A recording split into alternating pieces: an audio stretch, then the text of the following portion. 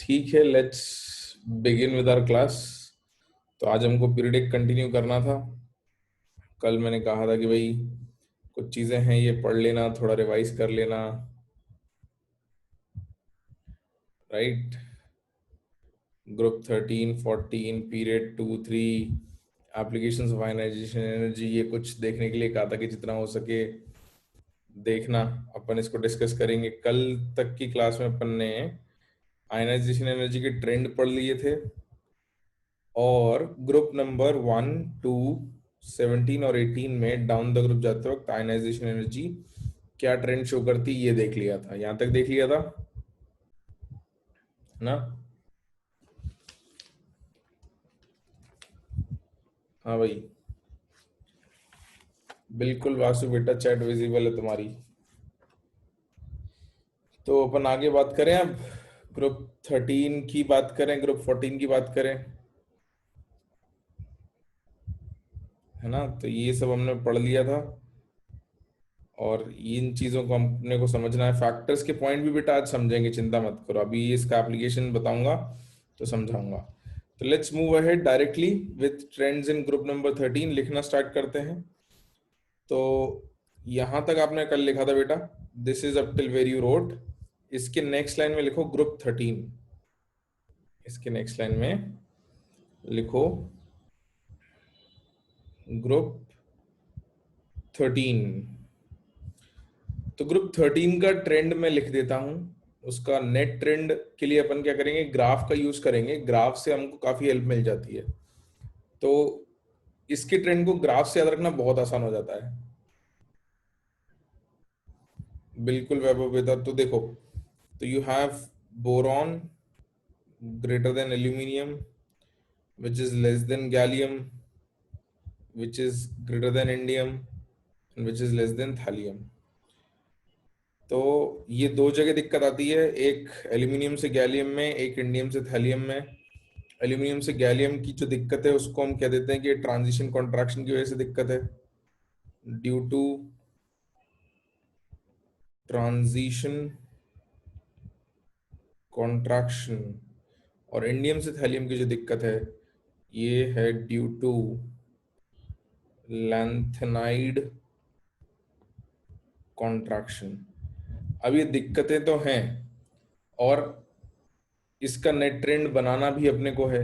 तो अब अपन इसको याद आसानी से कैसे रखेंगे? तो इसको याद रखने का ज्यादा आसान तरीका क्या है कि अगर हम इसका एक ग्राफ बना लें, we just draw a graph. तो एक सेकंड रुक जाओ, लिख लेना, एक बार सुन लो उसके बाद, है ना? मैं एक बार चीजें आपको बता दूं, उसके बाद आप लिख लेना, चिंता मत करो, मैं टाइम दे दूंगा आपको लिखने के लिए। तो इसके ग्राफ के थ्रू हमको याद रखना बहुत ही सिंपल हो जाता है और नेट ट्रेंड भी हम बता पाएंगे बहुत आसानी से। तो ग्राफ में y एक्सिस अपना आयनाइजेशन एनर्जी है, y axis is ionization energy, x axis is atomic number z। और जब अपन इनको प्लेस करते हैं तो ये बोरॉन, एल्यूमिनियम, गैलियम, इंडियम और थैलियम। इसको थोड़ा सा नीचे कर रहा हूं, और थैलियम। ऐसा कुछ ट्रेंड बनता है। इनको अगर अपन ज्वाइन कर दें लाइंस को, तो you have a distorted W type of formation. और इससे अपने को याद रखना आसान हो जाता है कि एक डिस्टॉर्टेड डब्ल्यू फॉर्मेशन बन जाएगा।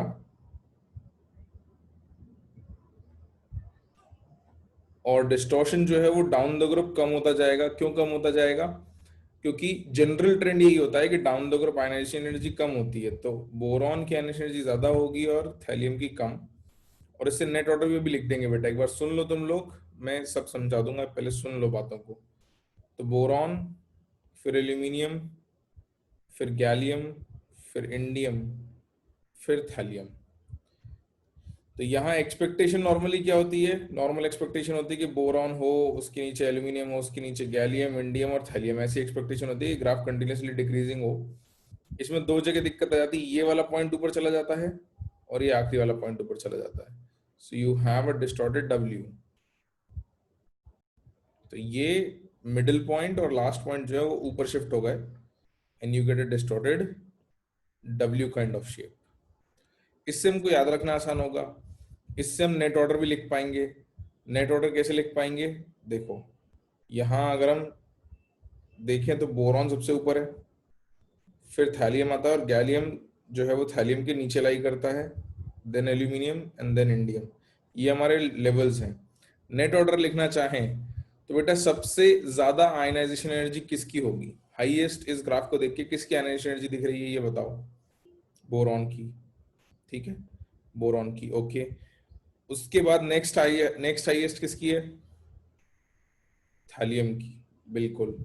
देन उसके बाद gallium, then next aluminium, and last is indium. तो ग्राफ की मदद से हमको नेट ऑर्डर बताने को भी कभी बोल दिया जाएगा ना, तो हम बहुत आसानी से बता देंगे। बस हमको ये याद होना चाहिए एक डिस्टॉर्टेड डब्ल्यू टाइप का ग्राफ बनाना है। और डिस्टॉर्शन भी याद रखना आसान है कि down the group ionisation energy कम होगी तो डिस्टॉर्शन जो राइट में है वो थोड़ा सा नीचे हो जाएगा और लेफ्ट वाला ऊपर रहेगा। तो a distorted W will help you remember this trend. ठीक है, अब एक बार इसको लिख लो और मैं तुम्हें समझाऊंगा कि भाई ये जो दिक्कतें हमने कही हैं ड्यू टू ट्रांजिशन कॉन्ट्रैक्शन और ड्यू टू लेंथनाइट कॉन्ट्रैक्शन का मतलब क्या है। मतलब दिक्कत तो है, डेटा से ये ऑर्डर आएगा, ये ग्राफ से ये ऑर्डर आ जाएगा, ये याद रखना है। बट इसको एक्सप्लेन अगर करना पड़े, कोई कहे कि भाई क्यों हो रहा होगा ऐसा, ये उल्टा क्यों हो रहा है या ये उल्टा क्यों हो रहा है, तो हम उसको एक्सप्लेन कैसे करेंगे कि क्यों हो रहा है उल्टा? We just have to tell the reason. Shashank बेटा ट्रांजिशन कॉन्ट्रैक्शन समझाऊंगा ना, मैंने समझाया क्या है, कह तो रहा हूं मैं कि अभी मैं समझाऊंगा, पहले लिख तो लो। स्नेहा बेटा साइज ऑफ बोरॉन किससे बड़ा है? साइज ऑफ बोरॉन तो छोटा है ना, size of boron is small.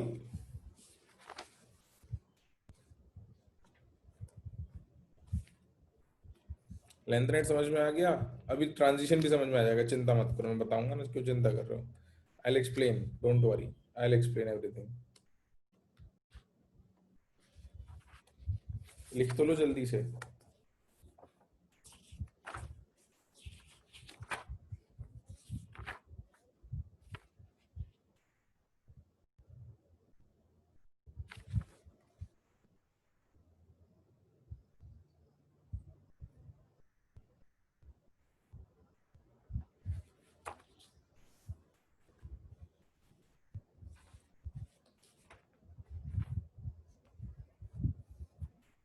लिख लिया?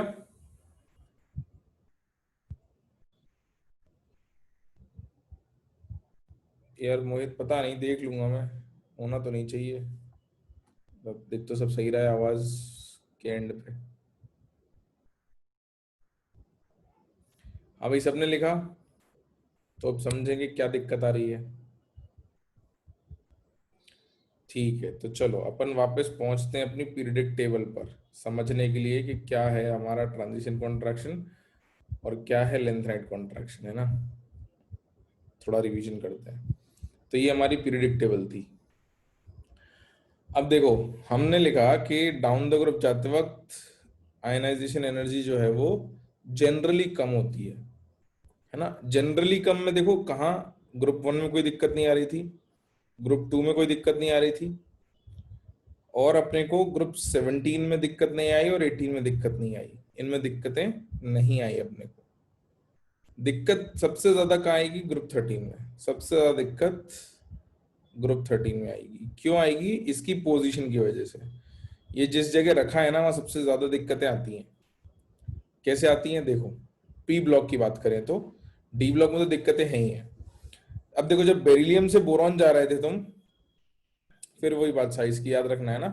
बेरिलियम से बोरॉन गए तो थोड़ा साइज कम हुआ, फिर मैग्नीशियम से एल्यूमिनियम गए तो भी थोड़ा साइज कम हुआ, लेकिन कैल्शियम के बाद सीधे गैलियम पे नहीं पहुंचे, कैल्शियम का कुछ साइज था, और फिर गैलियम तक पहुंचने के पहले और 10 एलिमेंट बीच में आ गए। तो 10 एलिमेंट बीच में आए, थोड़ा साइज छोटा छोटा होता गया, तो गैलियम पर आते वक्त क्या हो गए, बीच में 10 बार जेड इफेक्टिव बढ़ गया ना तुम्हारा, जो यहाँ बीच में नहीं था और इसमें बीच में नहीं था। तो होता क्या है कि जैसे यहाँ हमने देखा था कि भाई ये बीच में एक्स्ट्रा एलिमेंट आ रहे थे लेंथराइड्स, याद है? ये बीच में एक्स्ट्रा लेंथराइड्स आते थे, तो इन दोनों के साइजेस सिमिलर हो जाते थे, इन दोनों के साइज सिमिलर हो जाते थे। These were showing similar sizes, याद है? लेंथराइड कॉन्ट्रैक्शन में बताया था कि एक्स्ट्रा एलिमेंट्स आ जाते हैं तो इनके बाद साइज में दिक्कत आती है। तो अब क्या होता है कि लेंथराइड कॉन्ट्रैक्शन इज वेरी सिग्निफिकेंट, ये बहुत ज्यादा होता है, इसलिए इसमें दिक्कतें ज्यादा आती हैं। ये जो ट्रांजिशन एलिमेंट का कॉन्ट्रैक्शन है ये कंपैरेटिवली कम होता है। एक तो इसमें एलिमेंट्स कम होते हैं, 10 होते हैं 14 की जगह। दूसरा, शील्डिंग इफेक्ट जेड का, डी ब्लॉक का, डी ऑर्बिटल का थोड़ा ज्यादा होता है। तो इसका इफेक्ट जो है मैक्स टू मैक्स यहाँ पे हमको मिलता है, इसके आगे हमको इसका साइज का इफेक्ट देखने को नहीं मिलेगा। तो यहाँ पे क्या हो जाता है कि aluminium is almost of the same size of gallium. तो एक तो दिक्कत यहाँ आती है। और ट्रांजिशन सॉरी लेंथराइड कॉन्ट्रैक्शन की वजह से दिक्कत अपन यहाँ ऑलरेडी लिख चुके थे कि indium will be very similar to thallium, the size of indium will be similar to thallium. तो यहाँ दिक्कत आती है ट्रांजिशन एलिमेंट के बीच में एक्स्ट्रा आने की वजह से, इसको कहते हैं ट्रांजिशन कॉन्ट्रैक्शन। और यहाँ पे दिक्कत आती है क्योंकि इंडियम वाली सीरीज में लेंथराइड्स नहीं थे, बट थैलियम वाली सीरीज में बीच में लेंथराइड्स आ गए, तो यहाँ पर आ जाता है लेंथराइड कॉन्ट्रैक्शन।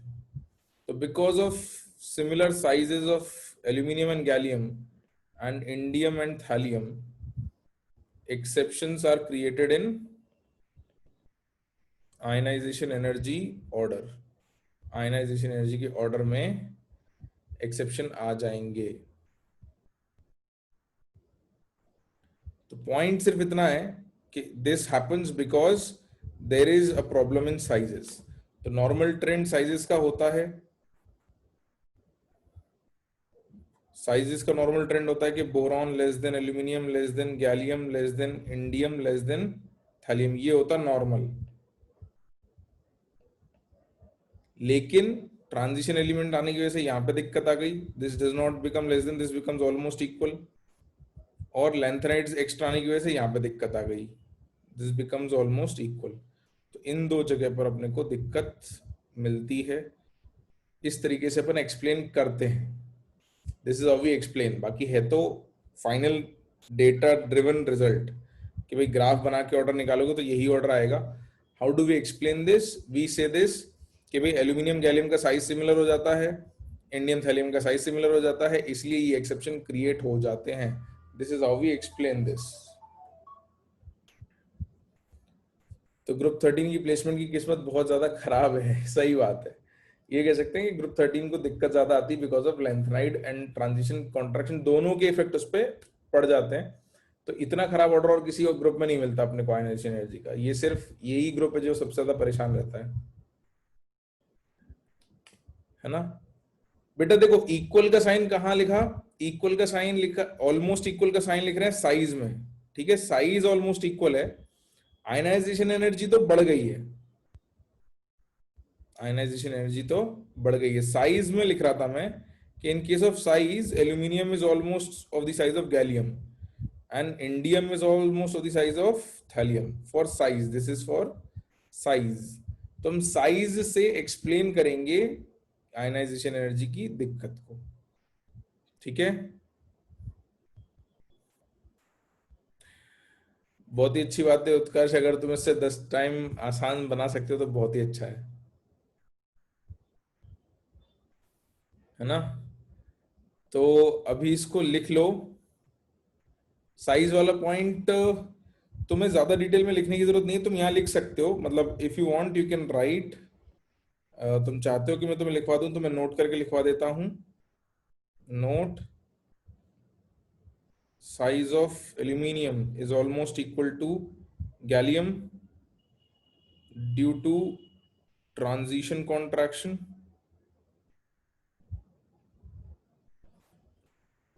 और नीचे size of indium is almost equal to thallium, again due to transition contraction, therefore there are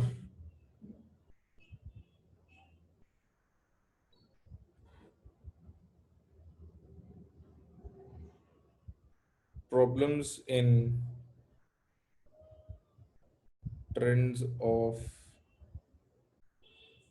group 13 ionization energies. ठीक है, हाँ, दूसरा लेंथराइट कॉन्ट्रैक्शन है, इसको लेंथराइट कॉन्ट्रैक्शन लिखना है, sorry I wrote transition contraction, this is lanthanide contraction. इस टाइप से लिख लो अगर तुम्हें लिखना है तो, है ना? ठीक है, लिख लो, तो राइट इट डाउन।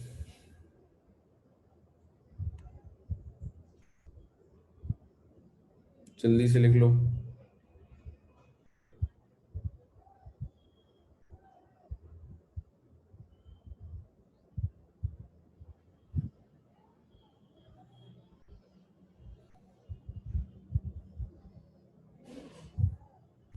हाँ पीयूष बेटा, I can see your chat, don't worry, the chat is visible, it is visible, don't worry.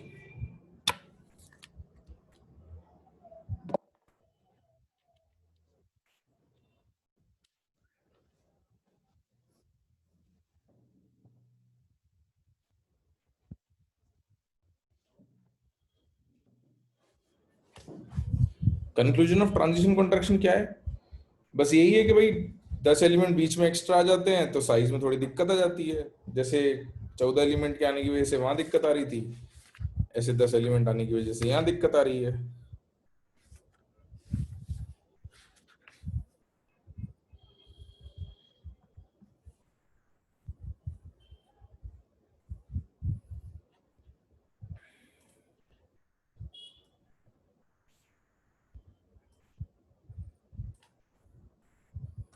हाँ भाई, तो कोई कुछ कह रहा था विकिपीडिया के बारे में, वैभव कह रहा है कि सर विकिपीडिया ने गैलियम का सिमिलर विद इंडियम बता रखा है। नहीं बेटा, मुझे नहीं लगता कि तुमने सही देखा होगा, गैलियम का सिमिलर विद इंडियम नहीं होगा। तुम चाहते हो तो मैं तुम लोगों को डेटा बता देता हूँ, यहाँ तक लिख लो। विकिपीडिया इज म्यूटेबल, हाँ मतलब विकिपीडिया को गड़बड़ किया जा सकता है, पीपल कैन एक्चुअली। 14th का ट्राई करें, सेम ही होगा। नहीं, 14th का सेम नहीं होगा। 14th में जैसे मैं कह रहा था, देखो ट्रांजिशन कॉन्ट्रैक्शन का इफेक्ट सिर्फ ग्रुप 13 पर रहेगा, ग्रुप 14 पे नहीं आएगा। ओके, तो ट्रांजिशन कॉन्ट्रैक्शन का इफेक्ट ग्रुप 14 पे नहीं आने वाला है, तो लेंथनाइट का आएगा, तो लेंथनाइट का ग्रुप 14 पे आएगा। तो यहां तक लिख लिया कि सबने? कुछ लोग कह रहे हैं, तो मैं डेटा भी बता ही देता हूँ तुम्हारी संतुष्टि के लिए। तुम्हें थोड़ा डेटा देखोगे ना तो शांति पड़ेगी मन को, ऐसे तसल्ली आ जाएगी, हाँ ठीक है। चलो भाई, तो तुम्हें ऑर्डर ऑफ साइज भी लिखवा देता हूँ मैं यहीं पे आयनाइजेशन एनर्जी में। साइज ऑफ, वैसे तो सब एनसीईआरटी में मिल जाएगा तुमको, लेकिन वही है कि तुम मेहनत करोगे नहीं, तो मैं ही कर देता हूँ। साइज ऑफ ग्रुप 13, तो बोरॉन पिकोमीटर में लिख देता हूं मैं।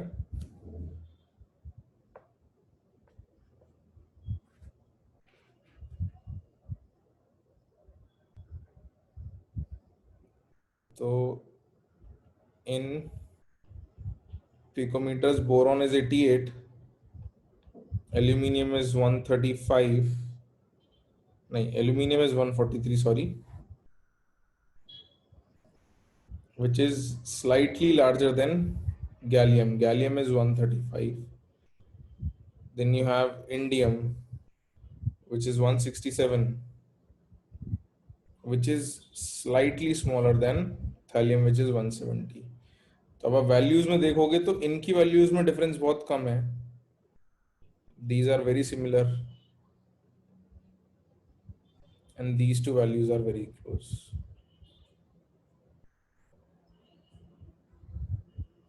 तो ये दिक्कत है कि भाई यहाँ पर ऑर्डर में दिक्कत आ जाती है।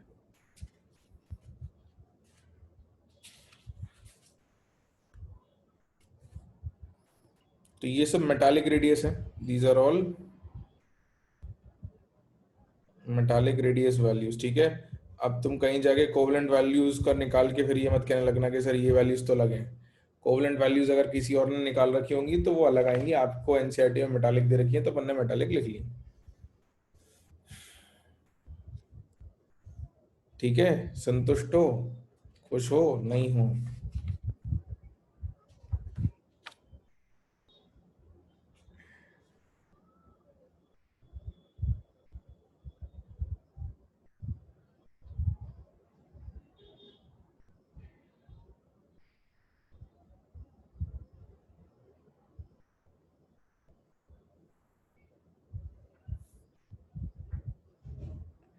चलो अच्छा, फैक्ट्स नहीं बताऊं तब भी संतुष्ट है तो बहुत ही अच्छी बात है बेटा, बहुत ही अच्छी बात है।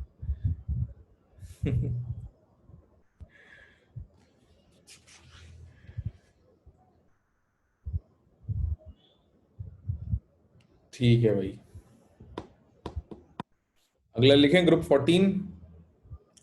तो ग्रुप 14 को याद करना बहुत ही आसान है। ग्रुप 14 में सिर्फ एक ही जगह दिक्कत आती है, due to transition, sorry due to lanthanide contraction. तो मैंने जब तुम्हें लेंथराइट कॉन्ट्रैक्शन पढ़ाया था तब भी कहा था कि लेंथराइट कॉन्ट्रैक्शन के इफेक्ट्स थोड़े ज्यादा दूर तक रहते हैं।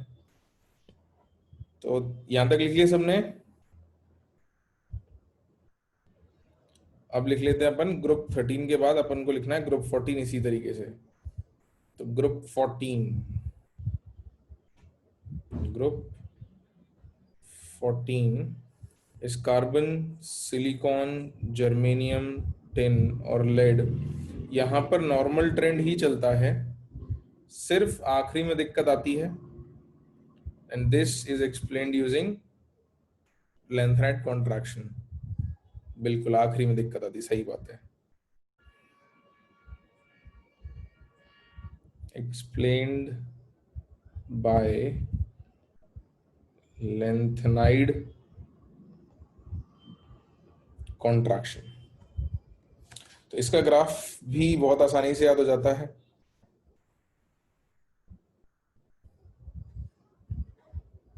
बहुत ही सिंपल ग्राफ है इसका। जनरल तो डिक्रीजिंग ही है, सिर्फ आखिरी में जाकर जैसे कार्बन, फिर सिलिकॉन, फिर जर्मेनियम, फिर टिन और लेड, बस एक रिवर्स जंप आ जाता है, कार्बन, सिलिकॉन, जर्मेनियम, टिन और लेड। तो इन्वर्टेड करेक्ट का साइन आप याद रख सकते हो। This is ionization energy versus atomic number Z। This is carbon, silicon, germanium, tin and lead. तुम नेट ऑर्डर लिख लोगे इसकी मदद से?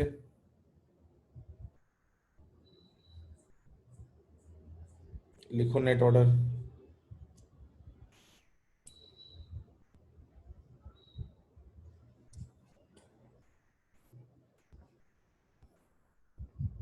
तो आयनाइजेशन एनर्जी 1 का ऑर्डर आ जाएगा आपका। Carbon is greater than, silicon is greater than, germanium is greater than, tin is less than lead. इनकी वैल्यूज भी चाहिए तो मैं बता देता हूँ। कोई बात नहीं प्रथम बेटा, रिकॉर्डिंग मिल जाएगी, चिंता मत करो। तो you have ionization energy of 1086,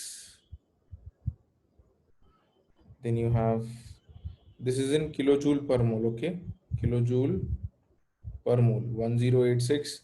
Silicon is 786, germanium is 761, tin is 706 and lead is 715। I1 लेना है क्या? तो बेटा अपन आयनाइजेशन एनर्जी 1 की ही बात कर रहे हैं, पहली तो आयनाइजेशन एनर्जी होती है, फर्स्ट ही होती है। तो अपन ट्रेंड जो लिख रहे हैं वो I1 का देख रहे हैं सभी में कि भाई पहली आयनाइजेशन एनर्जी का ट्रेंड क्या है, पहला इलेक्ट्रॉन निकालना कितना मुश्किल है कितना आसान है। तो पहले तो उसी की ट्रेंड की बात करेंगे। बाय डिफॉल्ट I1 की ही बात होगी, अगर कुछ नहीं बोला हुआ तो by default you are comparing I1। हाँ मतलब लिख लो, तुम्हें लिखना हो तो। मैं सिर्फ इसलिए बता रहा हूँ कि ये तुम्हें ग्राफ बताने में आसान हो जाएगा कि भाई हाईएस्ट, उससे कम, उससे कम, उससे कम, और फिर थोड़ी सी बढ़ जाती है। यहाँ देखो 706 से 715 थोड़ी सी बढ़ गई, तो this comes below germanium but above tin, है ना। तो नेट ऑर्डर इससे आ जाएगा बिल्कुल। ये इसको देख लो या इसको देख लो, दोनों से नेट ऑर्डर सेम आएगा।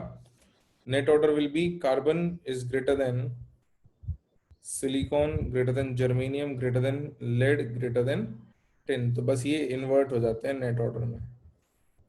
बिल्कुल बिल्कुल। तो ये अपने को याद रखना है कि वैल्यूज याद रखने की जरूरत नहीं है। ग्राफ थोड़ा सा, इमेज अगर ग्राफ की याद रखोगे ना तो बड़े आसानी से हो जाएगा आपका काम। ग्राफ किसने बनाया? कैसी बातें करते हो, कोई नहीं बना दिया वो ग्राफ, मतलब ये थोड़ी होता है ग्राफ किसने बनाया, मतलब डेटा निकाल लिया लोगों ने। अब डेटा का ग्राफ तो कोई बना सकता है, बनाया होगा किसी ने। कैसी बातें करते हो यार। हाँ सौरभ, बिल्कुल बिल्कुल बिल्कुल। हाँ भाई, लिख लिया यहाँ तक सबने? अपन आगे की बातें करें। तो ग्रुप्स में ये दिक्कतें हैं, और दिक्कतें फिर देखते हैं। लिख लिया सबने? हाँ वो भी है उत्कर्ष। सबने लिख लिया? हाँ बेटा, लेंथ एंड कॉन्ट्रैक्शन बहुत जगह प्रॉब्लम देगा एक्चुअली। इसलिए मैंने कहा था डी ब्लॉक में थोड़ी दिक्कतें रहती हैं। बट चिंता मत करो, तुम्हारी पूरी इनऑर्गेनिक केमिस्ट्री यही है। होगा क्या कि जो तुम अभी पढ़ रहे हो ना, एस ब्लॉक, पी ब्लॉक, ये पूरे पूरे चैप्टर्स हैं। एस ब्लॉक एक पूरा चैप्टर रहेगा, पी ब्लॉक दो पार्ट्स में रहेगा, फिर डी एंड एफ ब्लॉक एक चैप्टर और रहेगा। तो majority of your inorganic chemistry will repeat these things. तो आप इन चीजों को वहां भी रिपीट करोगे तो याद हो जाती है। It's not that tough.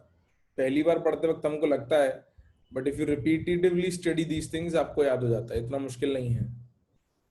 Right. और नॉर्मल क्वेश्चंस जो आपसे पूछे जाएंगे, मैंने पहले भी कहा था, देखो ये पढ़ना जरूरी है, क्योंकि कभी एक्सेप्शन पे सवाल आया तो पता होना चाहिए कि भाई कहाँ दिक्कत है और क्यों दिक्कत है।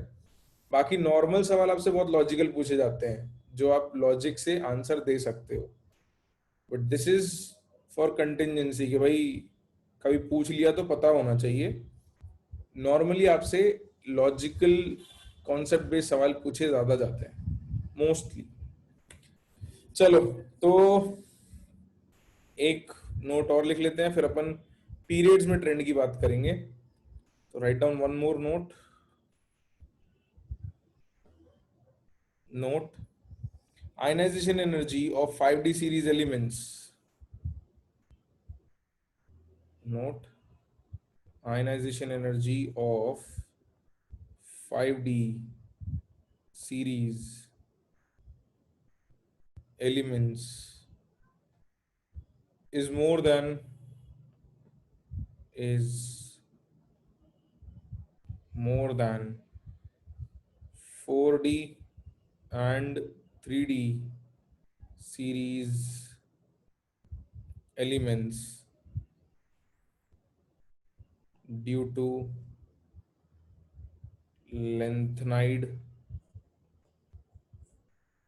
contractions. Group 4 to 12। ग्रुप 3 को नहीं बोल रहे हम। ग्रुप 3 जो है वो लेंथेनेड कॉन्ट्रैक्शन के पहले आता है, स्कैंडियम, इट्रियम, लैंथेनम और एक्टिनियम। तो ग्रुप 3 की बात नहीं कर रहे हैं, ग्रुप 4 से 12 की बात कर रहे हैं, है ना। इसका मतलब क्या है मैं आपको बता देता हूँ। I will explain this to you again using a graph.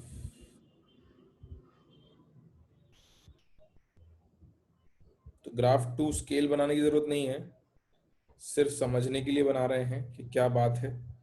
और इस ये एक सिंपल सा फैक्ट पता हो तो बहुत सारे सवाल आप इससे बता सकते हो।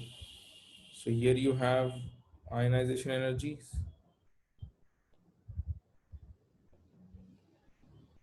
And here you have atomic number Z। यहाँ तक लिख लिया कि सबने?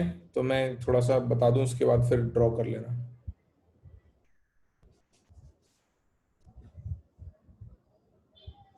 ठीक है, तो हम क्या कह रहे हैं, देखो बेटा, अपन वापस बात करते हैं, पीरियडिक टेबल पे आते हैं अपनी। Let's come back to our periodic table. हमने ये कहा था कि जनरल ट्रेंड क्या होता है, डाउन द ग्रुप जाते वक्त आयनाइजेशन एनर्जी कम होती है, यही कहा था कि भाई स्कैंडियम की आयनाइजेशन एनर्जी ज्यादा होगी, यट्रियम की उससे कम और लैंथनम की उससे कम, यही कहा था, नॉर्मल ट्रेंड, है ना? हाँ या ना? जल्दी बताओ। बिल्कुल। साइज का उल्टा भाई, साइज इट्रियम का बड़ा है, लैंथनम का उससे बड़ा है, तो इसका उल्टा हमने आयनाइजेशन एनर्जी कह दिया था। फिर हमने जब इस पे आए थे, टाइटेनियम जिर्कोनियम हॉफनियम पे, तो यहाँ पर ट्रेंड होना चाहिए था आयनाइजेशन एनर्जी का ऐसा, अगर साइज का ट्रेंड होता एग्जैक्टली लाइक दिस, तो इसका उल्टा आयनाइजेशन एनर्जी का ट्रेंड आ जाता कि भाई ये और ये ऐसा आ जाता। लेकिन अब यहां से यहाँ जिर्कोनियम से ऑफनियम में कुछ दिक्कत आती है, या तो लेंथ राइट कॉन्ट्रैक्शन लग जाता है बीच में, 14 एक्स्ट्रा एलिमेंट आ जाते हैं, तो साइज सिमिलर हो जाते हैं। तो इसका मतलब कि हॉफनियम का जो साइज एक्सपेक्टेड है उससे काफी, मतलब यहाँ पे जो एलिमेंट आना था उससे के कंपैरिजन में हॉफनियम का साइज काफी छोटा हो गया, जिरकोनियम के कंपेरेबल हो गया। तो आयनाइजेशन एनर्जी में दिक्कत आती है। क्या दिक्कत आती है कि भाई टाइटेनियम की आयनाइजेशन एनर्जी जिरकोनियम से ज्यादा है, बट जिरकोनियम की जो है वो हॉफनियम से कम है, ये हो गया। और हमने कहा ये देखो, ये पहला वाला है 3D, ये दूसरा वाला है 4D, और ये तीसरा वाला है 5D। तो हम ये कह रहे हैं कि 5D सीरीज के जो एलिमेंट्स हैं, ये जितने भी एलिमेंट्स हैं, ये इनकी आयनाइजेशन एनर्जी जो है सबकी 4D से ज्यादा है, सबकी। इनफैक्ट 5D 3D से भी ज्यादा है, यानी कि ये वाला ग्रुप जो है ये आयनाइजेशन एनर्जी में सबसे ऊपर आ जाएगा। In case of ionization energy अगर लिखोगे तो हॉफनियम HF, ये हॉफनियम जो है, this will be more than zirconium and is also more than titanium, दोनों से ज्यादा। और तुम इसमें किसी को भी देख लो, इसमें से किसी को भी कंपेयर कर लो, जैसे मरकरी की जिंक और कैडमियम दोनों से ज्यादा होगी, गोल्ड की कॉपर सिल्वर से ज्यादा होगी, प्लेटिनम की पैलेडियम निकल से ज्यादा होगी, इरिडियम की रोडियम कॉपर से ज्यादा होगी। इनमें से कोई भी एलिमेंट उठा लो, वो अपने ऊपर के दोनों एलिमेंट से ज्यादा आयनाइजेशन एनर्जी वाला होगा। तो ये पूरा जो ग्रुप पीरियड है ये अपने ऊपर के दोनों पीरियड से ज्यादा आयनाइजेशन एनर्जी का हो जाता है। इसको एक्सप्लेन कैसे करते हैं? लेंथेनाइड कॉन्ट्रैक्शन से। ये बात समझ में आई?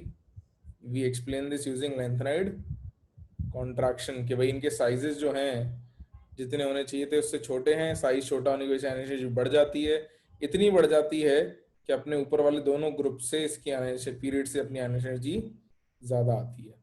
इसका अपन ग्राफ एक सिंपल सा बना लेते हैं, नॉट टू स्केल, जिसमें अपने को दिख जाएगा कि भाई ये आयनाइजेशन एनर्जी ज्यादा कैसे आ रही है, या मतलब ज्यादा क्यों दिख रही है। तो अब अगर तुम ग्राफ देखोगे तो हम टू स्केल नहीं बनाएंगे, ग्राफ को रफ बना लेंगे, ठीक है? साइज बिल्कुल जिरकोनियम ऑफनियम का ऑलमोस्ट बराबर होता है, बट पॉइंट वही है कि साइज बड़ा होने की जगह अगर ऑलमोस्ट बराबर रहेगा तो आयनाइजेशन एनर्जी बढ़ जाएगी, ज्यादा हो जाएगी। आयनाइजेशन एनर्जी बराबर नहीं रहती है, क्योंकि जेड भी बढ़ जाता है, नंबर ऑफ प्रोटॉन्स बढ़ गए, साइज उतना ही रहा, तो आयनाइजेशन एनर्जी में ज्यादा जंप आएगा। तो मैं इसका ग्राफ बना देता हूं आप लोगों के लिए। तो you have hafnium, tantalum, tungsten, you have HF, Ta, Re, OS, IR,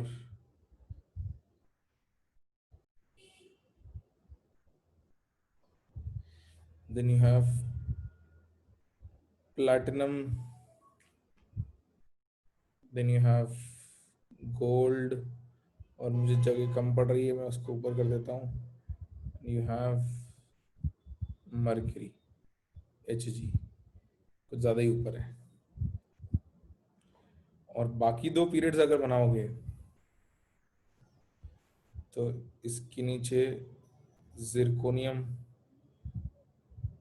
Zr, Nb, Mo, molybdenum, TC, RU,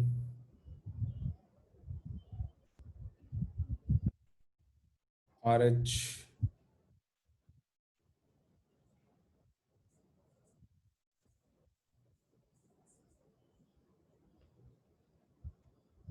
PD।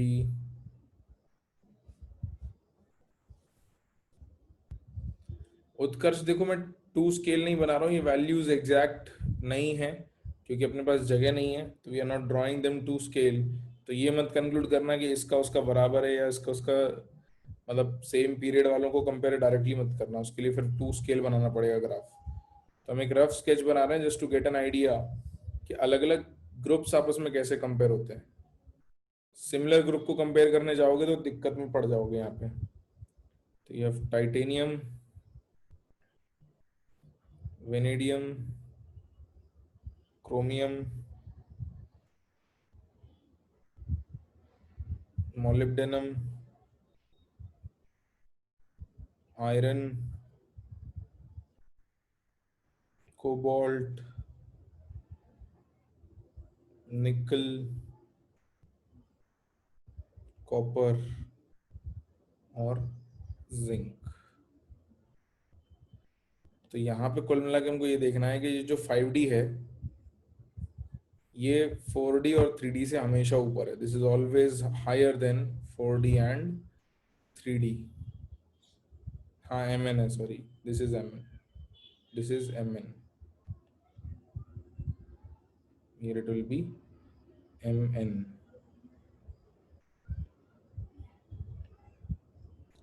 तो मैं नाम भी दे देता हूँ।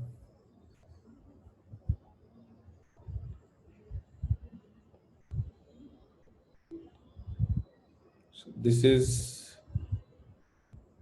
5D series, this is 4D series, and this is 3D series। तो मैंने तुम्हें बता दिया है just so that you cover everything, कि कभी कहीं भी कोई दिक्कत आए तो you can look at this graph for comparison, कि अगर पीरियड्स को कंपेयर करना हो अलग अलग को, या एक एक ग्रुप को कंपेयर करना हो, तो तुम्हें ये पता है कि कौन बड़ा है कौन छोटा है, ठीक है। You have individual groups as well.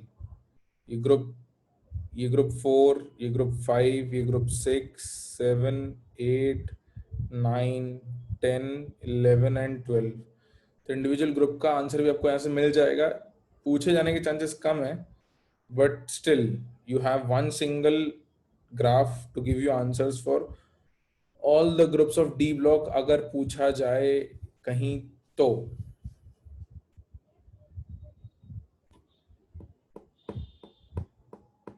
बिल्कुल पर बिल्कुल यही मैं कह रहा हूँ।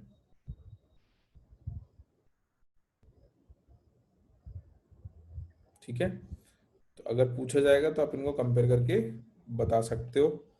नॉर्मली नहीं पूछेंगे, आपको कुछ जगह मिल सकता है रेफरेंस में, एक आध दो सवाल मिल सकते हैं। तो you have this graph for your usage, आपको कहीं जाके डेटा ढूंढने की जरूरत नहीं है क्योंकि एग्जैक्ट वैल्यू ऐसे ही पूछी नहीं जाएगी। हाँ पर बेटा बोला तो सही सही है। हॉफनियम की एनर्जी जिरकोनियम से ज्यादा, जिरकोनियम की टाइटेनियम से ज्यादा।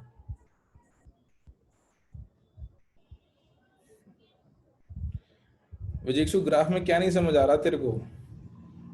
क्या नहीं समझ आ रहा ग्राफ में, बता जरा। नहीं समझ आ रहा तो तू मत बना ग्राफ, एक काम कर, रहने दे, है ना, मत बना। कोई कोई कोई जरूरत नहीं, तेरे को नहीं समझ में आ रहा तो, मतलब अगर ये नहीं समझ में आ रहा तो फिर क्या, मतलब क्या नहीं समझ आया इसमें तेरे को? ग्राफ है, वैल्यूज को बस लेके प्लॉट कर दिया है, उसमें क्या समझाऊं तेरे को?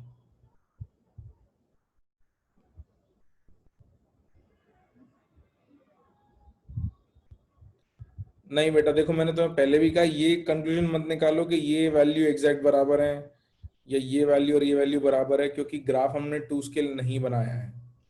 Use this graph to just see कि भाई ये 5D जो है 3D 4D से ऊपर है हमेशा। दूसरा, अगर आपको इन तीनों को कंपेयर करना हो तो कर लो, इन तीनों को करना हो तो कर लो।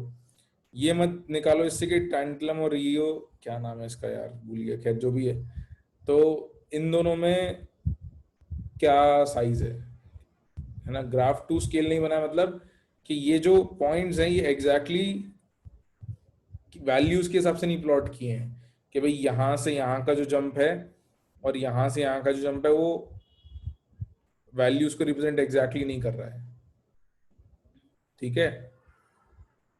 This is not exactly representing the value, it's just telling कि भाई रफली कुछ ऐसा ग्राफ बनता है अगर आप बनाओगे तो, कि ये नीचे आ जाते हैं, ये इसके ऊपर चले जाते हैं, तो ये तीन ऊपर आ जाते हैं, ये सही बात है, लेकिन कितना ऊपर जाते हैं ये हमने डायरेक्टली नहीं बनाया है।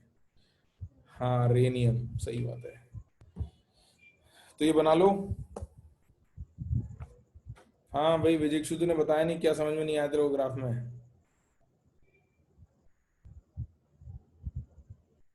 हाँ ऊपर है नीचे वो तो फैक्ट है ना, वो तो बना दिया है मैंने। अब क्यों ऊपर है नीचे तो ये चाहता है, तो उसके लिए तो पूरी इनऑर्गेनिक केमिस्ट्री पढ़नी पड़ेगी ना, कि सर कुछ ऊपर गए क्यों, कुछ नीचे गए क्यों। ये मैंने बोला क्या कि ये समझो तुम? ऐसा कभी मैंने कहा कि ये समझो कि ये तीन ऊपर क्यों गए, ये एक नीचे क्यों आ गया? ऐसा तो कहीं बोला नहीं मैंने, है ना। इसके लिए तुम्हें बहुत कुछ पढ़ना पड़ेगा, अगर तुम्हें ये समझना है तो पूरा डी ब्लॉक पढ़ना पड़ेगा। तो अभी अपन डी ब्लॉक नहीं पढ़ रहे हैं, अभी अपन पीरियोडिक प्रॉपर्टीज को पढ़ रहे हैं, ठीक है। नहीं you don't need to memorize each trend, no you don't need to memorize each trend. जो बात याद रखने वाली है वो मैंने लिखवा दी है, इसको याद रखो कि भाई 5D जो है वो 3D 4D से हमेशा ऊपर है। तो अब ये अब एक लॉजिकल बात हो गई जो आपको पता है। तो अब आपसे सवाल पूछा गया कि भाई हॉफनियम, या चलो कोई रैंडम एलिमेंट पूछ लिया कि इरिडियम की आयनाइजेशन एनर्जी कोबाल्ट से ज्यादा होती है या कम, तो इसमें आपको वैल्यू याद नहीं रखनी है, आपको ये लॉजिक याद आना चाहिए कि इरिडियम जो है 5D सीरीज है, कोबाल्ट 3D है, और सर ने ये बताया था कि 5D की 3D 4D से हमेशा ज्यादा है, तो इसलिए बताया ये सर ने, ठीक है। या ये बोल दे कि प्लैटिनम की आयनाइजेशन एनर्जी निकल से ज्यादा है या कम है, तो आपको रटने की जरूरत नहीं है वैल्यूज, आपको बस ये लॉजिक याद रखना है कि सर ने बताया था कि 5D का कोई भी एलिमेंट हो उसको 3D या 4D किसी से भी कंपेयर करो, उसकी एनर्जी ज्यादा ही आने वाली है। क्रॉस कंपेयर भी कर लो तुम तो भी, ठीक है। तो अब एक एक ग्रुप में कंपेयर करोगे, जैसे मरकरी का पूछ लिया कि भाई मरकरी की एनर्जी जिंक और कैडमियम से बड़ी है छोटी है, तो डायरेक्टली बता सकते हैं यूजिंग दिस इंफॉर्मेशन कि 5D की energy is always greater than 3D and 4D in the respective groups, ठीक है। ऑल राइट, बिल्कुल। तो रूपांशु सिंह सर हमेशा बच्चों को आईयूसी में दिक्कत होती है ना, मैं बताता हूँ यार बच्चों को दिक्कत आईयूसी में होती नहीं, उनको क्या लगता है कि हमसे कुछ भी पूछ लिया, तो जबकि ऐसा नहीं होता कि तुमसे कुछ भी रैंडमली नहीं पूछ लेते, मतलब पूछते बहुत लॉजिकल बातें हैं, बट बच्चों को क्या लगता है कि कुछ भी अगर एक्सेप्शनल पढ़ा दिया तो बस इसी से सवाल आएगा और किसी से तो आएगा ही नहीं, तो वहां दिक्कत हो जाती है बच्चों को। आगे बढ़े भाई, चलो पीरियड्स पे आते हैं, let's move ahead to periods. Groups में हमको जो लिखना था हमने लिख लिया, है ना। और तुम थोड़ा सवाल करके देखना आईयूसी के, जब सवाल करोगे तो तुमको लगेगा कि यार सवाल तो बड़े आसानी से हो जाते हैं, वो इसलिए क्योंकि क्लास में मेहनत करनी पड़ती है, बस क्वेश्चन आसानी से हो जाएंगे। हाँ भाई लिख लिया सबने? ठीक है, चलो तो आगे लिखते हैं। मैं भेज दूंगा खुशबू, वैसे तुम्हारे पास मैंने बोल तो दिया था तुम्हें करने को यार, सवाल करने के लिए, चलो मैं बता दूंगा कहाँ से सवाल करने, लिखो।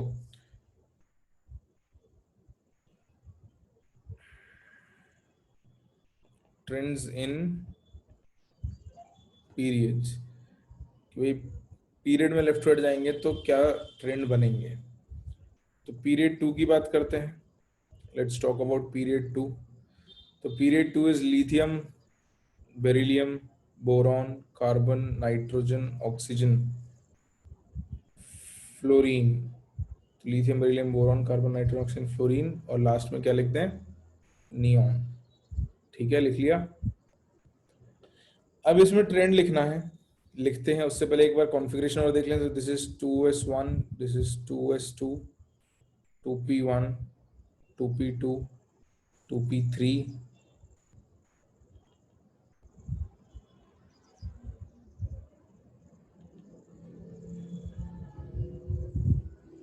2p4, 2p5 और 2p6। अब हमने कहा था कि भाई लेफ्ट टू राइट जाने पे जनरल ट्रेंड है कि आयनाइजेशन एनर्जी कम बढ़ती जाती है। When you move left to right तो साइज कम होता है, जेड इफेक्टिव बढ़ता है और आयनाइजेशन एनर्जी भी बढ़ती है। ये हमने लिखा था जनरल ट्रेंड, याद है? याद है? थोड़ा सा स्पेस क्रिएट कर लेते हैं अपने लिए।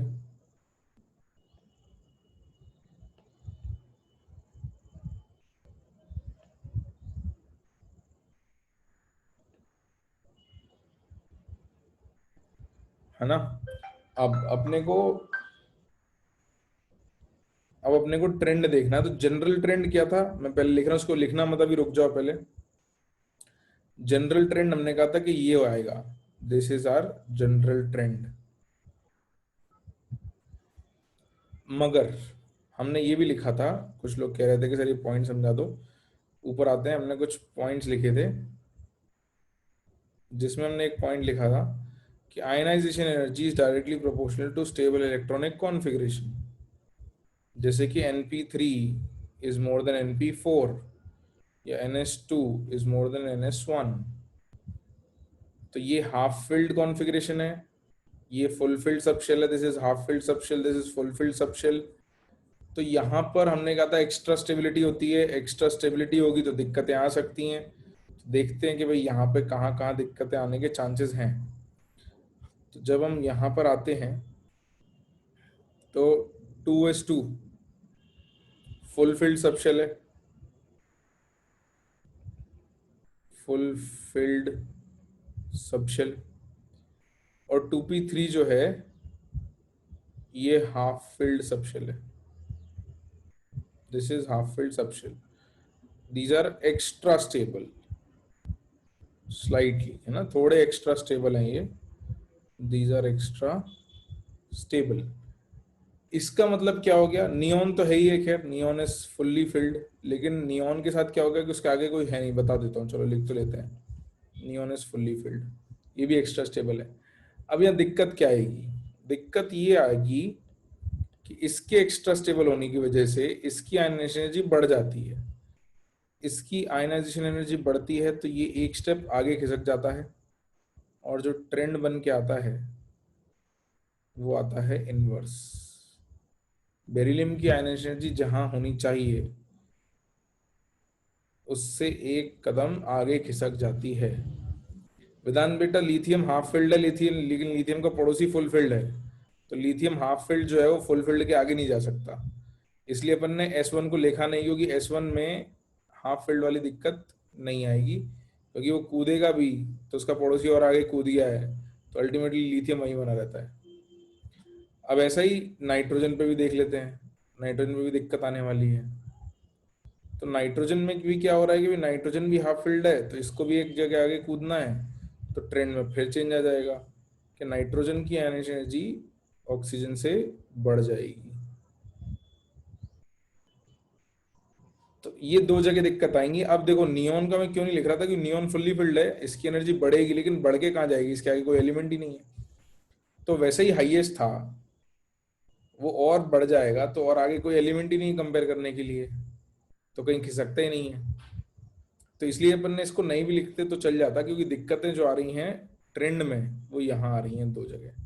तो नेट ट्रेंड अगर बनाओगे, अगर आप if you make the net trend, तो नेट ट्रेंड बन के आएगा लिथियम, बोरॉन, बेरिलियम, ये एक शिफ्ट हो गया, फिर कार्बन, ऑक्सीजन, नाइट्रोजन, ये शिफ्ट हो गया, फ्लोरीन और neon. This is your net trend for ionization energy in second period.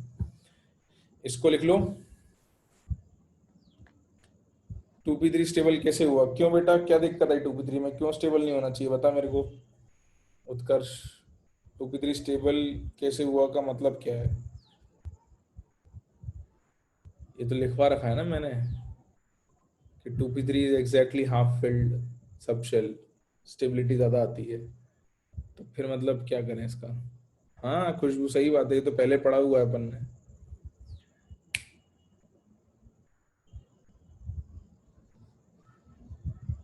Gain और लूज तो करता है ना, मैंने कब कहा नहीं करता। मैंने ये थोड़ी कहा कि इलेक्ट्रॉन गेन लूज नहीं करे, इलेक्ट्रॉन गेन लूज तो बेरिलियम भी करेगा। तो ये थोड़ी कह रहे हैं कि करते ही नहीं, हम तो ये कह रहे हैं कि रिलेटिवली थोड़े से ज्यादा स्टेबल है, इसलिए थोड़े से आगे खिसक जाते हैं। एटॉमिक रिवाइज नहीं करा इसने, सही बात है, वहां भी पढ़ाया था कि भाई हाफ फील्ड जो है या फुल फील्ड सबशेल होते हैं, ये थोड़े ज्यादा स्टेबल होते हैं। बिल्कुल, क्या बात है शशांक, पढ़ा तो तूने एक्सचेंज एनर्जी, अरे वाह। सक्सेसिव आयनाइजेशन एनर्जी, यहाँ पे सक्सेसिव तो है ही नहीं ना बेटा। Good good Shashank, very good. ये लिखो, इसी चीज को एक बार और अप्लाई करके देखते हैं अपन। उत्कर्ष बेटा जल्दी लिख ले, कोई कुछ नहीं बोल रहा, चिंता मत कर।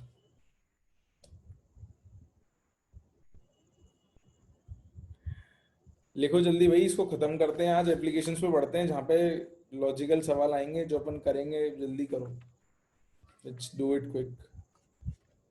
लिखा? तुम लोग चीजें सीखो, रेजिस्ट करोगे तो दिक्कत आएगी तुम्हें ज्यादा। ये सीखना क्या है भाई, ये अपन ने एक जगह सीखा कि इस तरीके से सोचना है। अब इस थॉट प्रोसेस को अपन रेप्लिकेट करेंगे एक और जगह। कैसे करेंगे?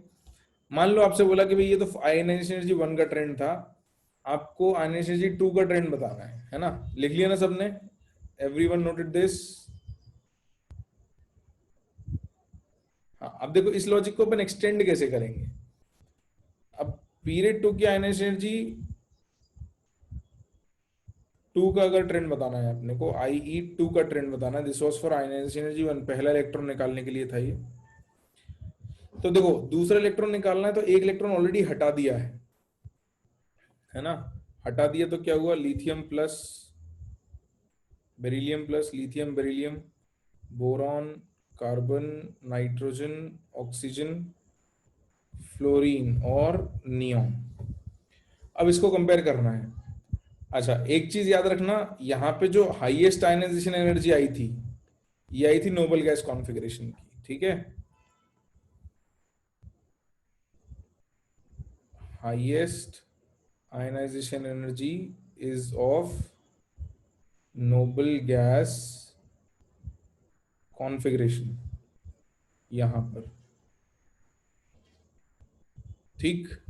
तो ये रूल अपन फॉलो करेंगे। अब देखो इसको कैसे अप्लाई करेंगे, सुनना। सबसे पहले तो कॉन्फ़िगरेशन लिखते हैं। लिथियम में से एक इलेक्ट्रॉन चला गया तो बेटा क्या बन गया, ये 1s2 हो गया, हाँ या ना?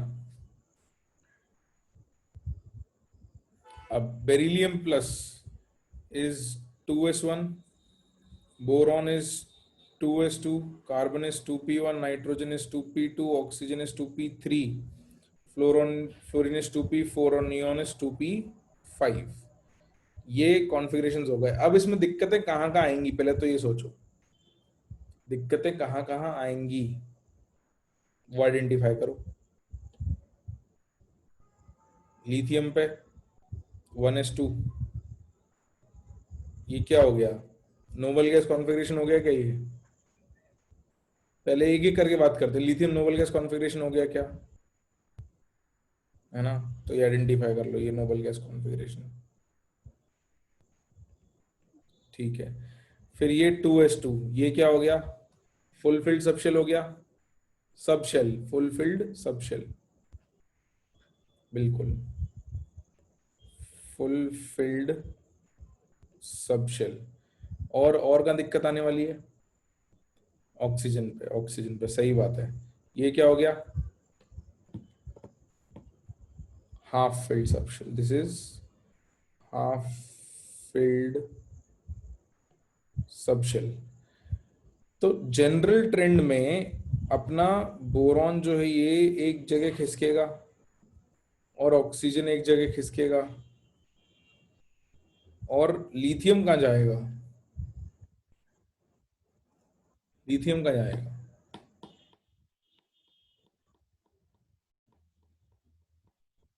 सबसे आखिरी में, है ना? हाईएस्ट हो जाएगा, लास्ट हो जाएगा। तो this will jump the highest because now this becomes our noble gas configuration, lithium becomes our noble gas configuration, so this will jump to the last। अब अगर ट्रेंड लिखना शुरू करें अपन इसके बाद, तो beryllium plus is less then carbon plus, boron plus उसके बाद आएगा, फिर नाइट्रोजन प्लस, फिर fluorine plus is less then oxygen plus is less then neon plus is less then lithium plus. तो यहाँ पे दिक्कत बोरॉन पे और ऑक्सीजन पे आ जाती है, और लिथियम लास्ट में आ जाता है क्योंकि नोबल गैस कॉन्फ़िगरेशन है। तो हमने जो लॉजिक पिछली बार अप्लाई किया था वही लॉजिक इस बार अप्लाई किया है, और इससे हमने थोड़ा सा ट्रेंड प्रेडिक्ट करना सीखा है। इतना सीखने के बाद पीरियड 3 में तुम लोगों से करवाऊंगा कि पीरियड 3 का फर्स्ट आयनिक एनर्जी और सेकंड आयनिक एनर्जी का ट्रेंड तुम लिख के बताओगे। एक बार इसको नोट कर लो, फिर इसी को अप्लाई करेंगे अपन। आ गया समझ? सही है, गुड। बिल्कुल। तो पीरियड में जब लेफ्ट टू राइट जाएंगे पीरियड 2 और 3 में, तो स्टेबिलिटी को कंसिडर करना है, और उसको कितना कंसिडर करना है वो याद रखना। Subshell, half filled, full field पे एक जंप, और अगर नोबल गैस है तो वो हमेशा लास्ट में आएगा। अगर नोबल गैस कॉन्फ़िगरेशन हो गया तो it will always go to the last. तो बेटा नोबल गैस कॉन्फ़िगरेशन हो गया ना लिथियम का, इसलिए उतना जंप कर गया। हीलियम की आयनिक एनर्जी पूरी पीरियोडिक टेबल में सबसे ज्यादा होती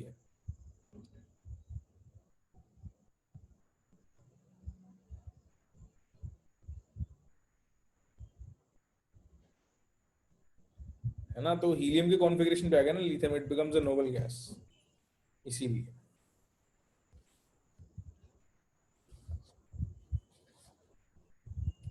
लिख लो भाई जल्दी से, right this down.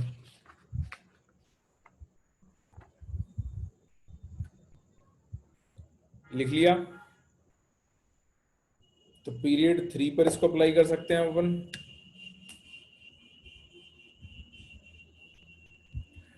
IOC is difficult than PC, विजिक्षु।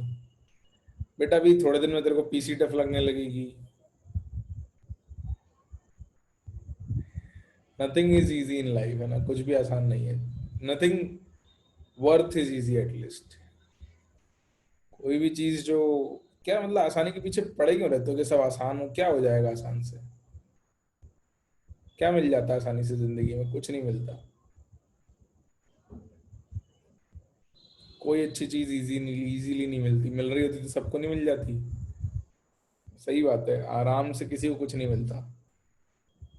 थोड़ा सा लोड क्या पड़ता है तुम्हारे दिमाग पे, तुम्हें परेशानी क्यों होती है? इतना नहीं होना चाहिए।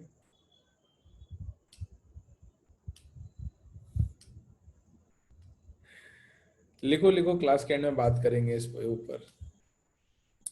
लिख लिया सबने? अब पीरियड 3 के एलिमेंट्स में लिख रहा हूं, उसमें IE1 का ऑर्डर आपको लिखना है, ठीक है। I am writing period 3 elements, उसमें आयनिक एनर्जी 1 का ऑर्डर आपको लिखना है। सही है तनिष बेटा, बिल्कुल। किसी चीज को करने में मेहनत ही नहीं लगे तो फिर उस चीज को करने का क्या मतलब है? सही बात है। Sodium, magnesium, aluminium, silicon, phosphorus, sulphur, chlorine और आर्गन, ये तो एलिमेंट्स हैं।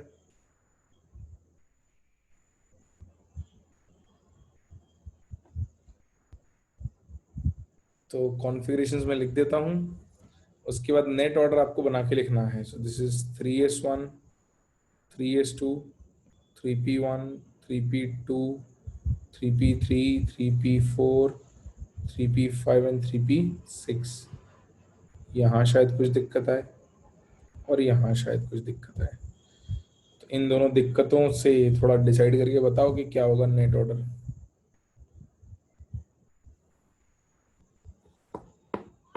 सही है पुष्कर बेटा, ठीक है। वैभव, ऑर्डर तो ठीक है बट नेट ऑर्डर बताना है, फाइनल ऑर्डर बताना है कि नेट ऑर्डर अरेंज करेंगे तो क्या होगा। इंक्रीजिंग ऑर्डर क्या आएगा? नेट लिखा सही है तुमने, बट नेट इंक्रीजिंग ऑर्डर क्या आएगा?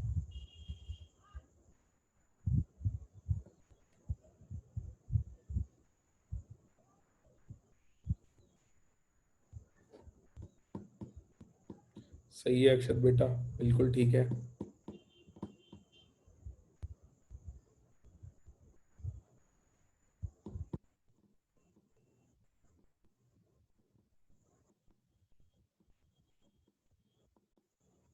शशांक ठीक है, सही है, गुड। ईशान आसिम गुड।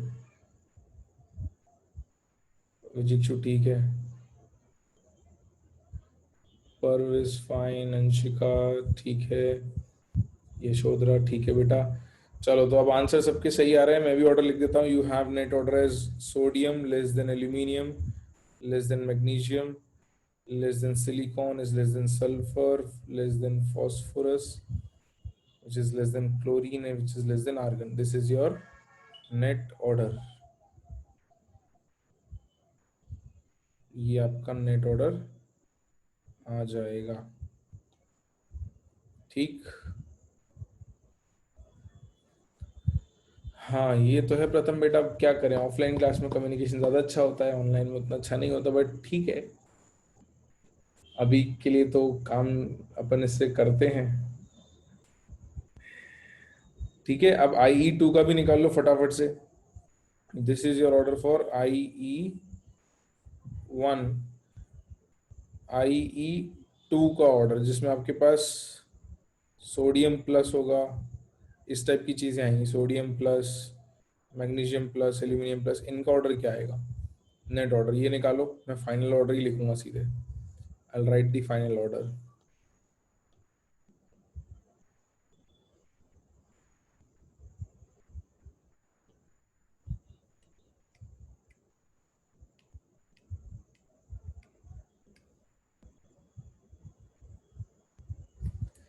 सबके साथ एक ही सिचुएशन है, सही है।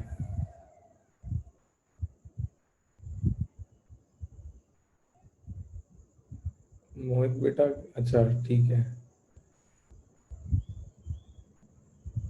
अच्छा अच्छा ठीक है।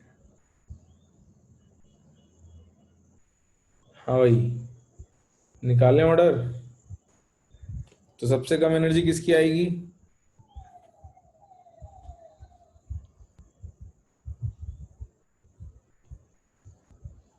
एल्यूमिनियम प्लस की कि Mg प्लस की, किसकी आएगी?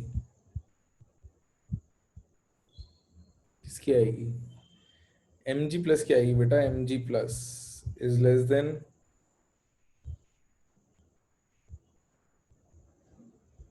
सिलिकॉन प्लस, है ना? Is less than aluminium plus, तो एल्यूमिनियम शिफ्ट होगा।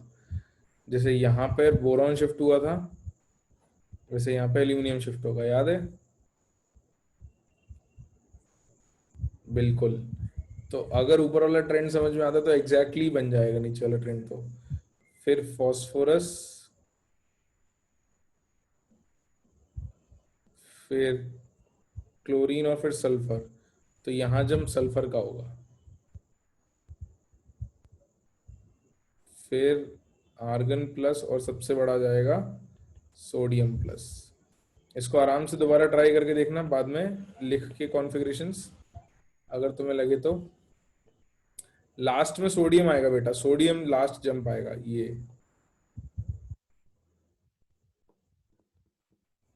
ठीक है, तो इसको एक बार और ट्राई करना घर पे आराम से, देखेंगे। अब हम आगे बढ़ जाते हैं थोड़ा सा। मैं तुमसे एक दो छोटे छोटे सवाल पूछ लेता हूँ और फिर हम एप्लीकेशंस पे बढ़ जाते हैं भाई कि एप्लीकेशंस क्या है, आयन एनर्जी की किस काम आएंगी।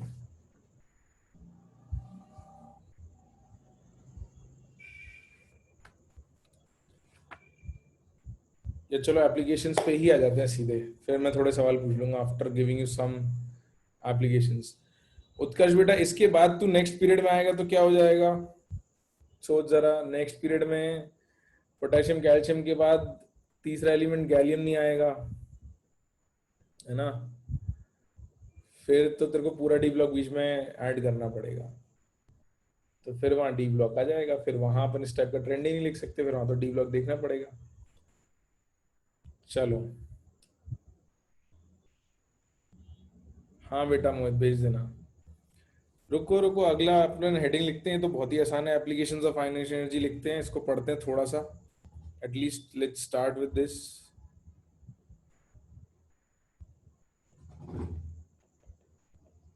एप्लीकेशंस ऑफ आयोनाइजेशन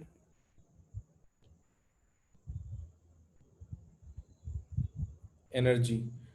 अब तुम थोड़ा रेट्रोस्पेक्टिवली देखोगे ना, रेट्रोस्पेक्टिवली मतलब पीछे मुड़ के देखोगे, जब चैप्टर पढ़ लेंगे तब तुम्हें रियलाइज होगा कि दिक्कतें दो ही जगह सबसे ज्यादा आ रही हैं। एक आयनाइजेशन एनर्जी में थोड़ी दिक्कतें हैं, एक हम इलेक्ट्रॉन एफिनिटी भी पढ़ेंगे उसमें दिक्कतें आएंगी।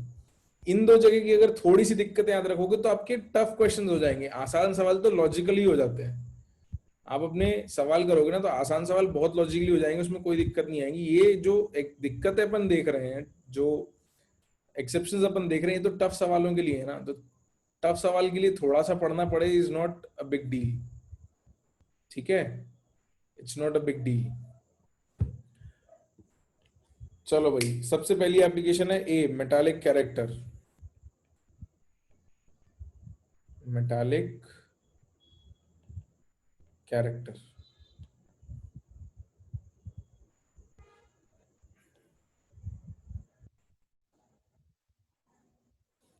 अच्छा वासु बेटा, बस चिंता मत कर, थोड़ा सा ही बचा है अपना, बाकी रिकॉर्डिंग मिल जाएगी, चिंता मत कर, मैं अपलोड कर दूंगा।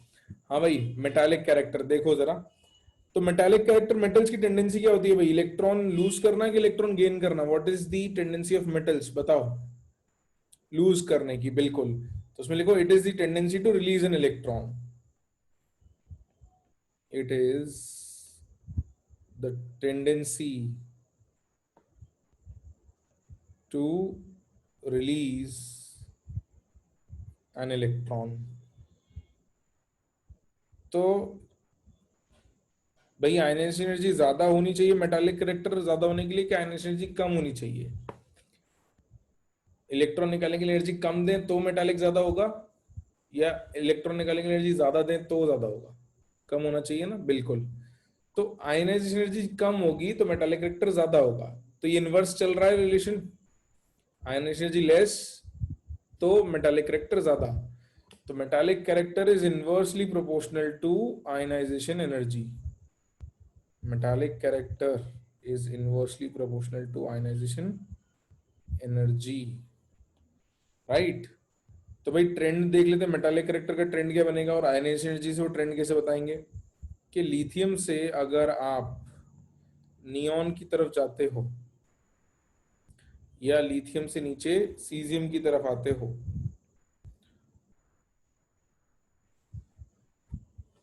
Sneha sir please explain how. तो बेटा सोचो ना, किसी से इलेक्ट्रॉन निकालना आसान कब होगा? जब उसकी आयनाइजेशन एनर्जी क्या होगी, ज्यादा या कम, ये बताओ।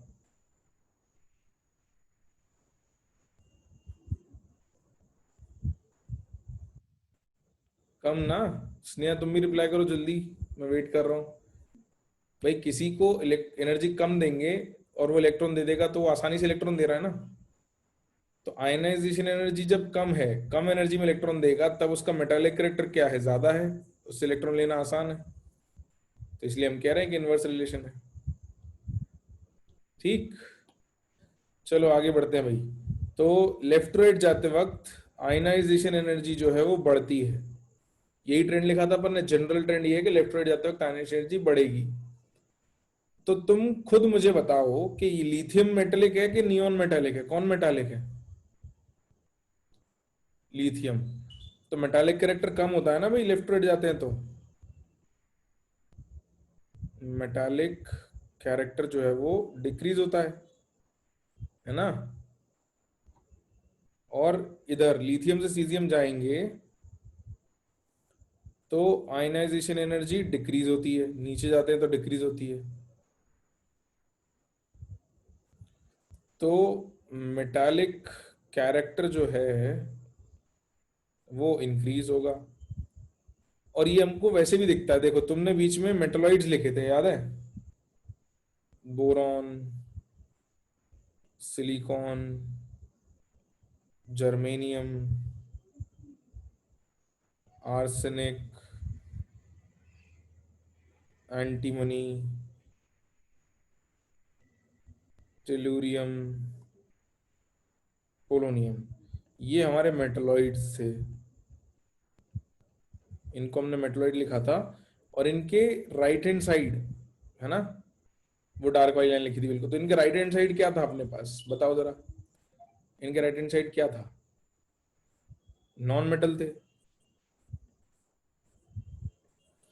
और इनके लेफ्ट हैंड साइड क्या थे? मेटल्स, है ना। और इनके ऊपर भी अपन ने देखा था, इनके ऊपर नॉन मेटल्स थे और इनके नीचे क्या थे? मेटल्स, है ना।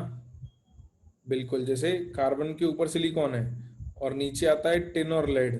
तो टिन और लेड मेटालिक बिहेवियर शो करते हैं, कार्बन जो है वो नॉन मेटालिक बिहेवियर शो करता है।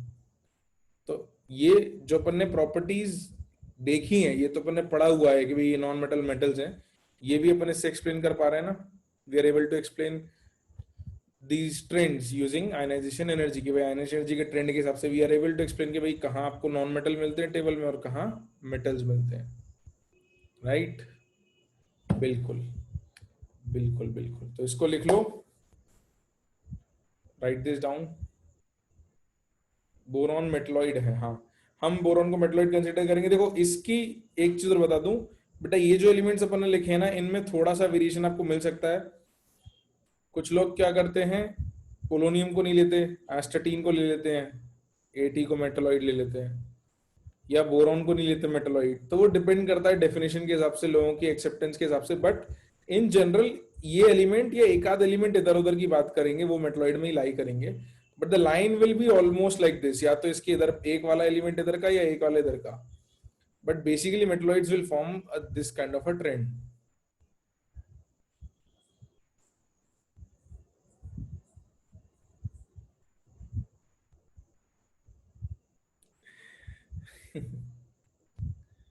लो, नेट खत्म हो गया, वीडियो टक रहा है, बस चिंता मत करो। इसके आगे नहीं लिखवाता मैं, चिंता मत करो, यहाँ तक लिख लो। इसके आगे नहीं लिखवाऊँ, वैसे मैं सोच रहा था कि थोड़ा ज्यादा लिखाऊं। I wanted to do a little more today, but वो क्या है कि तुम लोग ना चीजों को टाइम नहीं देते हो।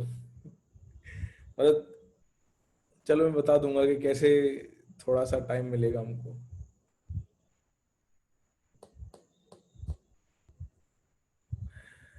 भाई यहाँ तक लिख लो, यहाँ पे फिर रोक देता हूँ मैं थ्योरी अपनी आज की, है ना। Let's stop our theory here today. भाई लिख लिया क्या सबने?